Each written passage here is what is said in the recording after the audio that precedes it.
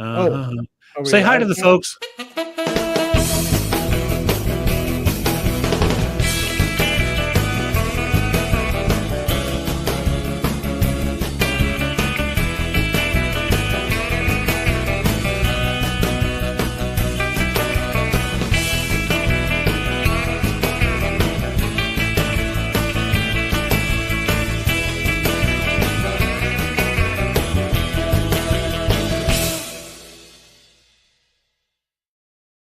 Me, you. Oh, we're on. Okay. Ron's frozen. Hey,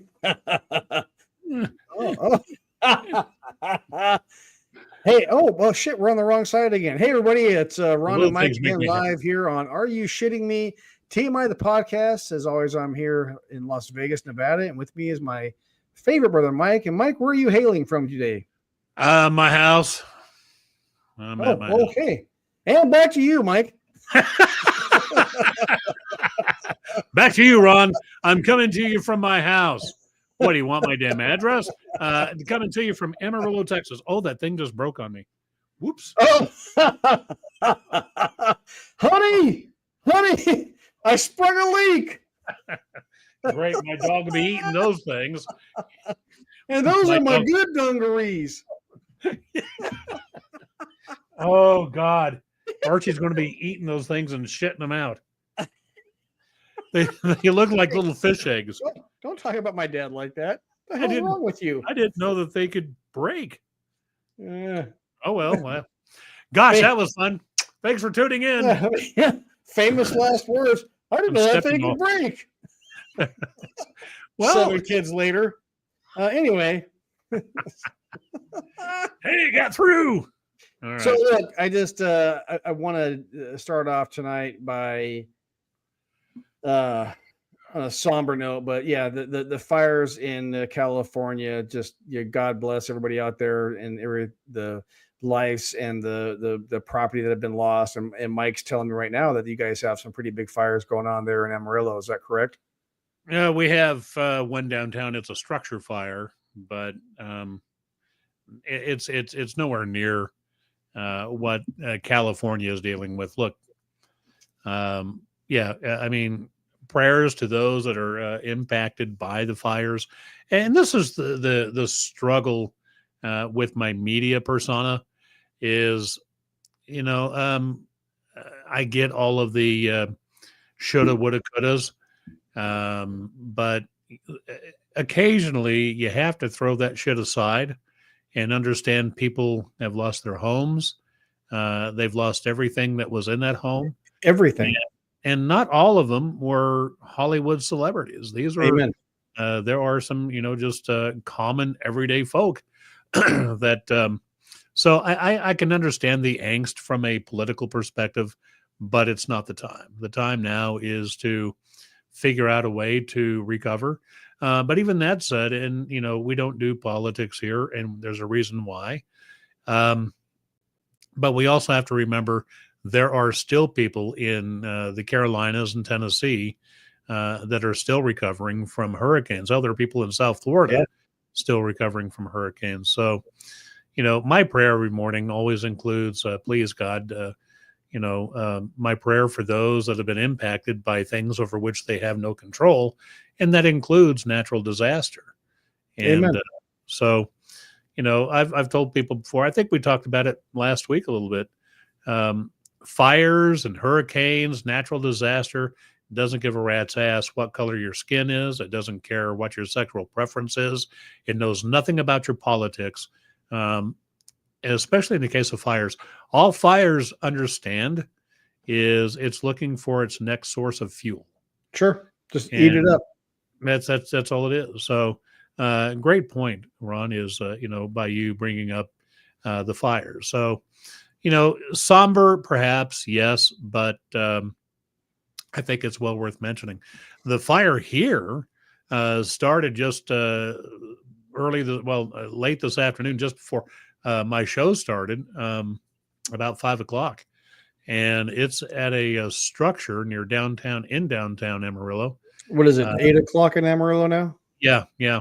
Okay. and it was once a lumber yard. I don't think it really had any lumber in it, but the structure itself is pretty much gone.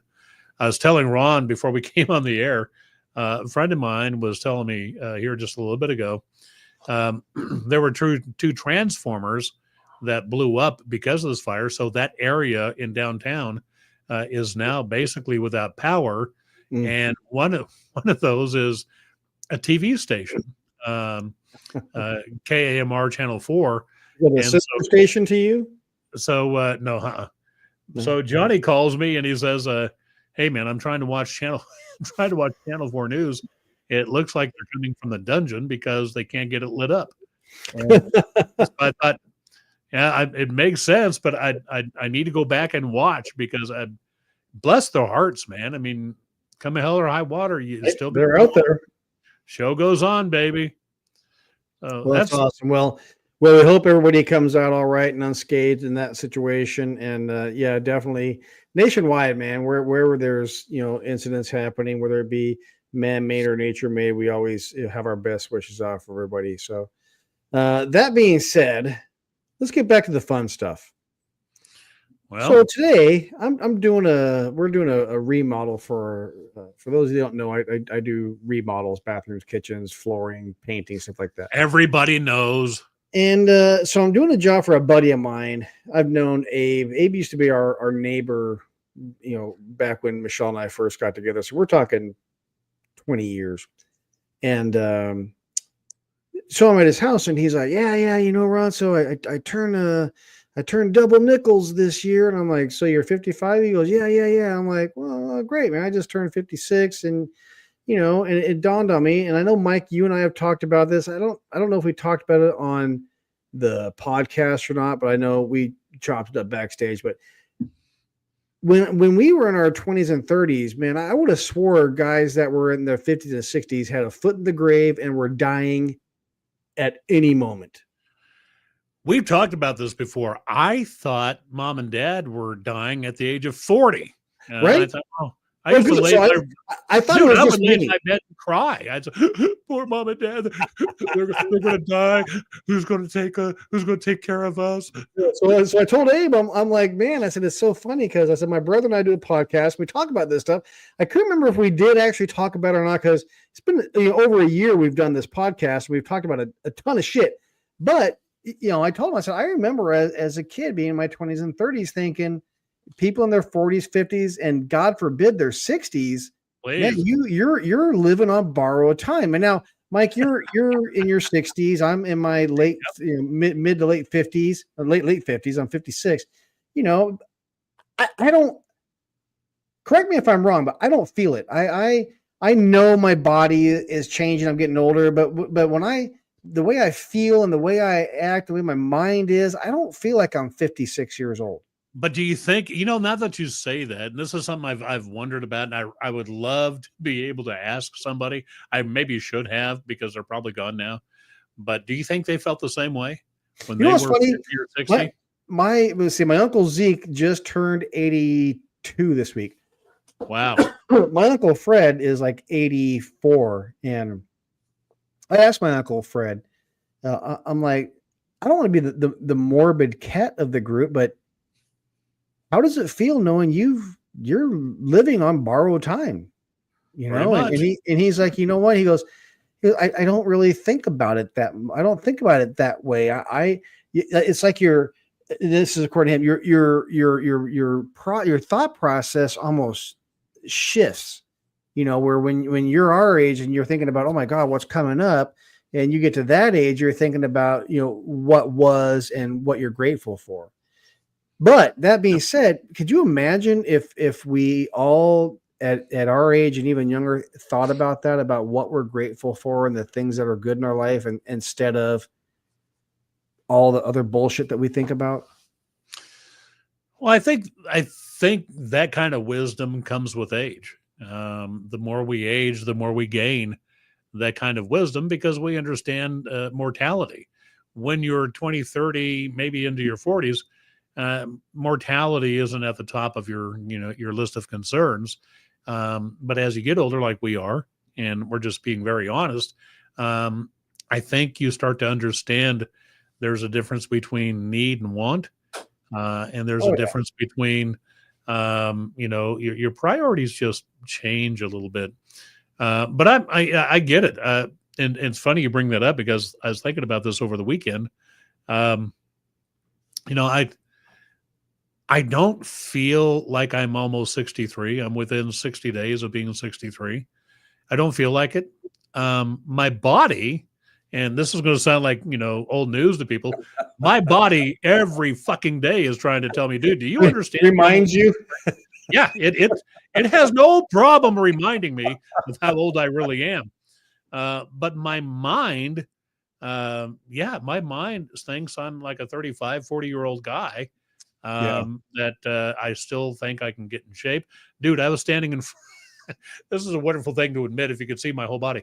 I was standing in front of the mirror the other morning getting dressed, and not an egotistical thing, but I'm looking at my arms and I'm thinking, if I would get my ass going again, I can get my arms back because I used to really be into weightlifting. So I'm looking at my arms. I'm thinking, dude, I can still get arms. And then suddenly this subconscious voice came to me laughing, going, "Yeah, you have fun with that, asshole. I'm going. You go ahead and start, and I promise you, I will Yeah. make you. I'll make you sorry for what you're thinking." Let's Right see now. how that works out for you. Yeah, yeah. It's like, oh man. So, but you know what's sad is I don't want to be at this point where physically I've just given up. I Yeah. don't want to be because I know you work out in the morning. I have a wonderful friend, Craig, that gets his ass up and he works out every morning. He's on a bike and a stationary. I don't know how far he rides every morning. And so he tells me the other day, he says, I have to get up in the morning and get on it, or, I get it out of the way. And I think, oh, okay. I get up in the morning and I think about being in shape. And then by the end of the day, I've talked myself out of it. But And by the time you're done thinking about it, you're like, yeah, fuck it's, that. it's like, why the hell bother? Right. But you know what, Mike, especially with me, I don't work out as much as I used to. I mean, I should, but my job is physically demanding. Like this morning, I got up. I was at Lowe's at 7:00. I loaded 5 boards of 4x8, dry rock, 8 bags of 60-pound deck mud, and probably a couple of buckets of fucking thin set. Oh man, I'm dead. Don't even know. Yeah, amen. Wait. Uncle Ken, That's Uncle there's Ken. mornings I'm the same way where I'm just like, yeah, Look at his next one. Take me now. I think I'm coming to haunt most of your asses. I didn't mean to interrupt you, but I saw Uncle Ken's comments. I thought, oh, there's no way. I love it. But Uncle Ken's doing real good. He looks good. I saw him just before Christmas, and I hate to tell him, as Uncle Ken, I'm using the gift you gave me. I'm drinking that water. I still never got my Chex Mix. I just want you again. I'm hurt. Just this side. You really need to have. I'll send you my address, Uncle Ken. Mike has it. Matt has it. It's like crack. It's terribly addictive. I like crack, and I think he does it on purpose. I think he is. I'm telling you, Uncle Ken's like a Christmas mix dealer. He gives you just enough to get you hooked, just enough to keep you coming back. Yeah, and then starts teasing you with the rest. You see this tin, Mike? You see the tin? Yeah, he's all. You want it? You want it? Go lose 10 pounds. Yes, sir. Oh God. Oh shit. I just love him. So that was my funny thing that happened this week. And again, I hate to say it, and I know I harp on it all the time, but I flip and hate walking into any store. I don't care if it's a big box store or a CVS or Vons. I don't care. Every time there's somebody on their GD cell phone just sitting there, and I walk up and I stand there for like 30 seconds staring at them until they're done with whatever. And I'm just like, it's just, fuck. I know I'm old. I know I'm getting old. I know this is and complaining. I It's feel you. just like that is not the world I grew up in. I'm sorry. It irritates the fuck out This of me. is how old I've become because I'm that guy now. I feel your pain. So the new Travago commercial that's out, where two guys approach the hotel checkout counter, You got busted.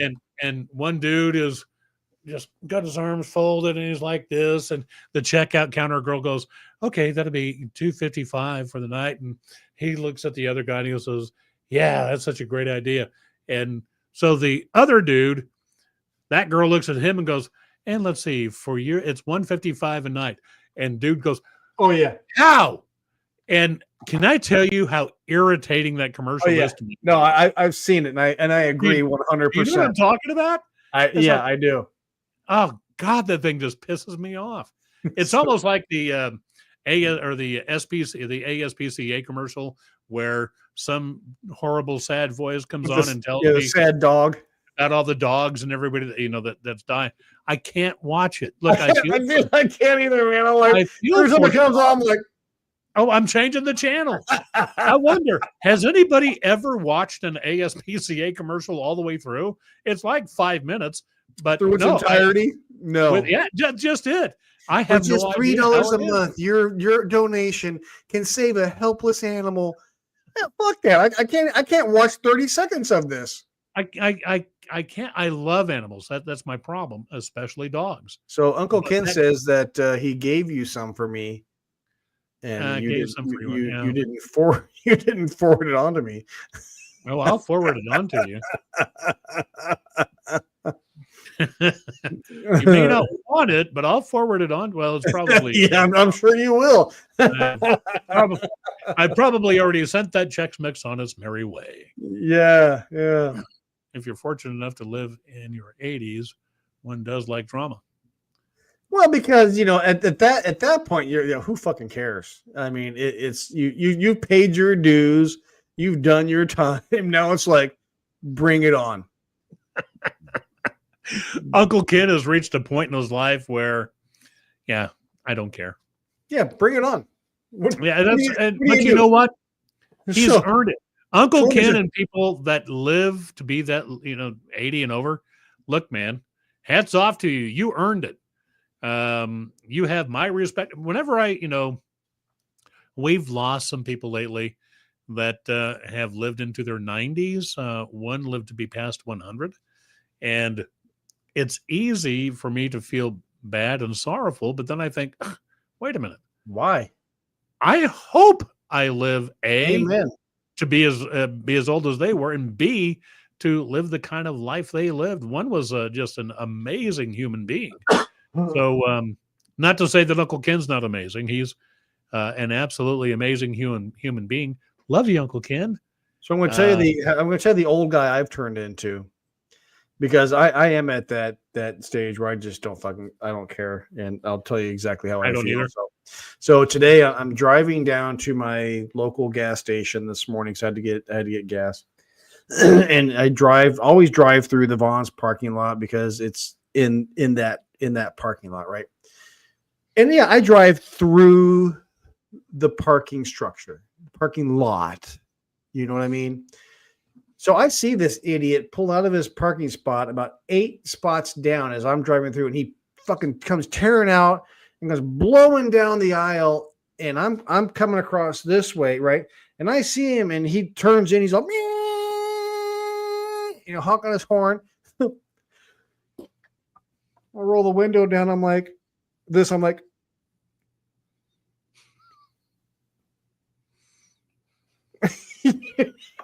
all. Oh yeah, I love those. I'm like, dude, I'm seriously. I'm like, are you okay? I mean, good God, did you almost hitting me cause you trauma? I'm like, are you gonna cry? You okay? Do you need a comfort animal? You need a hug? I'll get out and give you a hug. You may not like it, but I'll get out and give you a hug. Oh God, look at Uncle Ken. Travis tells me my life will be over in September. I you know what, Uncle Ken?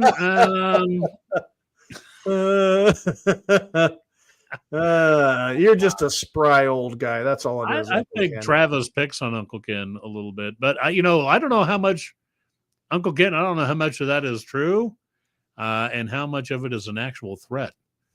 And True. Trav, if you don't know, is our cousin Amanda's husband. I know who he is. Yes. So, which by the way, I haven't talked to Amanda in a while. Hope she's doing well. Amen. So, so where do you want to go now? We got that. Oh, wait, there was something you were talking about that I wanted to chime in on. How old you become. Yeah, I mean, every day it's really starting to bother me because it's tough, isn't it, Mike? Oh man, I'm telling you, there are times I catch myself and I'm going, am I being an old man? I mean, I find myself complaining more. And okay, take the workplace. Long story short, where I'm at the radio station, and we own half of an entire floor, but where I'm at, it's freezing. And I mean to tell you what, it's just freaking cold. Now, here's one we can talk about. I've been bitching about how cold it is. Look, I shouldn't have to dress like Nanook of the North based on how cold it is at my desk. I should dress because I think I'm going to be outside. My total time outside is like 2 minutes, literally. The rest of the time, I'm in a freezing office in the radio station. So yesterday, you're going to love this one because it's right up your alley. So the building maintenance guy, our big chief, Cal, reaches out to Alpha Media, and they reach out to Cal Naughton, the building owners, and he's just telling them it is too fucking cold in this building. Something's got to be done. And that's what I love about Cal. Cal does not pull punches. It's black or white, right or wrong. Fix it or don't. But I'm taking care of business. So they send their building maintenance guy, and I've seen this guy a few times. And you know the kind of maintenance dude that you can just tell really doesn't want to be there and doing whatever it is he's doing. So he comes back to where I'm at, and he says, "Well, I'm going to try to get you some heat on in here." And he's standing there. Now, he's wearing a jacket, and I mean, he's just bundled up, right? He says, "Yeah, it's a little cold in here." So I start to tell him because I'm dressed like this, and I said, "Hey, brother, just so you know, it's freezing." And I reach on my desk because Carolyn bought me these hand warmers that you open up in a package, and once the air hits it, it starts to warm up. And so I start to explain to him, and he literally does this shit to me. No, I woke up this morning and there was ice in my toilet bowl, and I have no heat or air in my house, and I thought I was going to get up and throw down on this guy.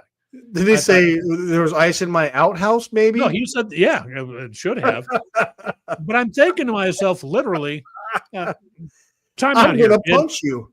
What you're telling me is you're just more important than fixing this thing that's been going on for 2 years that we've been bitching about for 2 years. And so long story short, we've known this. The thermostats, because this area of our suite at one time, I think, was an insurance adjuster. And so the thermostats are actually on the other side of our wall, which is, I think, an attorney's office or something. Yeah, so they control your temperature. Yeah, our temperature. And so he leaves and he comes back. He says, "Well, I think I found the problem." Really? It's only taken you 2 years, but okay, what do you got? He says, "Well, the thermostats for this side they're over on that. I know where they're at. How'd you fix it?" Well, one thermostat is in a guy's office who's never there, and it's currently set at 68. I said, "Okay, whatever." And the other thermostat that I think runs your side, the battery was dead. I said, "Oh, okay. So you fixed it?" "Yeah." He comes back a half hour later, and he's got his little digital thermometer thing, and he says, "Well, it's taking a little longer than I thought it would, but it should warm up." No, dude. When I got off the air after my show last night, I walked back there. I fucking froze my ass off And I got in this morning and it was just as cold. And so I think they're going to get it fixed. I talked to one of our guys. I said, look, I'm not an HVAC guy, but I know enough to understand this. It's not as hard of a fix as you might think it is. We need Ken Hall. That's what we need. We You need get Kenny Hall out there. Well, look, I told one of our guys, I said, here's what I can tell you is so far as electricity, we're on a different zone or the way ours is set up because our outlets and our lights all operate independent to us. Because otherwise, every time I flipped a switch, something on their side would be going on Would and go off. on or off. Yeah. So I said, look, so in my world, it's just a question of you take those two thermostats out of there, let them run their own, move them over here, and let us control whatever side this is. And if you have to divide it, that's not a big issue. This can be done in a day. The problem is, Mr. Maintenance Man, you don't fucking care. Kind of has to want to do it, and I don't think he has the want to do it. So I spent the last week in a rehab facility. Yeah, you know what? I don't know, Michelle. I struggle with that one. So I got to tell you, so my wife had to go deal with a family issue in Huntington Beach. Her stepmom's not doing really well, and she's in a rehab facility, and helping take care of dad and some other things. And she would always tell me, yeah, we would go to the rehab facility at 10 a.m. She goes, I didn't want to go at 10 a.m. I'm like, why not? She goes, because they're changing diapers and it smells like shit. I don't want to go. And I guess her dad's like, well, I was in the Navy. Hey, you just go get in there. Just go. And Michelle's like, no, I don't want to smell shit. I'm sorry. I'm not going. Yeah, see, I always tell Carolyn, I said, so when I get old and infirm, and start to shit and piss myself, you're going to clean me up? The answer is sort of a no. Okay, I do love you.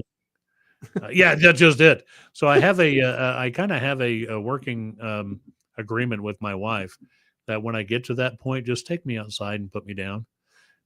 Tell people I went on vacation. Do whatever you want to do, but don't let me get to that point. You know what I tell Michelle? Look, we live in Vegas and we're old school. Take me out to the desert, dig a hole, leave me with a 12-pack, drive away. If I find my way home, we're okay. Yeah. If not, we're okay. Just checking on the fire. All right. Well, I really didn't have a lot tonight. I know I'm preoccupied with this fire deal. No, you're good. You're good. I didn't have a whole lot tonight either. Just I wanted to rant and bitch about my shit today about getting older and again going to stores and people being on their goddamn phones. It drives me flipping nuts. It's horrible, but nuts. I might try that this weekend. Yeah. Oh, so when Michelle says, "Hey, Ron, go for a test run," Ron, you want to go for a ride? Okay. How far are we going? Do we need to go to the store? No, you're not going to need the store. You want to go for a ride, and do you need beer? Yeah, you can stop and we'll get you 2 beers. And yeah, my wife loves me. Barely. Yeah. Okay, she loves you. We have been for those of you that don't know, and I know Mike, this isn't no comparison to you and Carolyn, but yeah, bring it. I think Michelle, correct me if I'm wrong, but I think this year is 20 years, isn't it? Wow. Yeah, I think it is 20 years this year. What are you guys? You guys are like 30, aren't you? She's a saint. 30. 35? Baby, is it 43? I think we're at 43. Good God. She put up with you for 43 years. She's a saint. Yeah, and I told her she should win a fucking wartime medal for that shit. Don't feed the animals. Don't feed the animals. Say it correctly. What did she say? You've been on a pill for 20 years. It's the pill. It's the pill of love, baby. Well, there you go. Michelle just sort of aged herself. When was the last time somebody called you a pill? Oh man, that's been grandma maybe. Grandma used to call us pill hammer. Pills. Yeah, She you're used to you're say a pill. used to use like pill hammer or something. Don't be Well, such a pill. The terms like pill, horse. Is it horse feathers horse or feathers. feathers? Horse feathers. Is it feathers or feathers? No, I thought Grandma always said horse feathers. I know, but I Which looked it up one day, and I don't know if it's feathers or feathers. Either way, I don't know. But yeah, she used to always call us that. they were old. And Grandpa always had some of the best ones. You know, whether it was Oh hot God, or Grandpa cold. was outstanding. He would be like, "It's hotter than a 3-peckered billy goat." Oh, Grandpa was. I wasn't. I didn't understand that if I was in my 20s or so. And I'm like, oh, okay. Or like it's colder than a oil digger. What the fuck was it? oil digger's ass. Yeah, something like that. You know, Yeah. I don't know. Just crazy shit. Then he had some other ones that I think he actually made them up. And to know Grandpa Shoemaker, it's just funny as shit. Grandpa was a stern man when Mom and our aunts were kids. But as he got older, Grandpa had kind of a sense of humor. And one was when I finally got old enough, because we'd go over to the house on weekends, and generally the adults would start to play poker. And so finally I got to go to the table and play poker.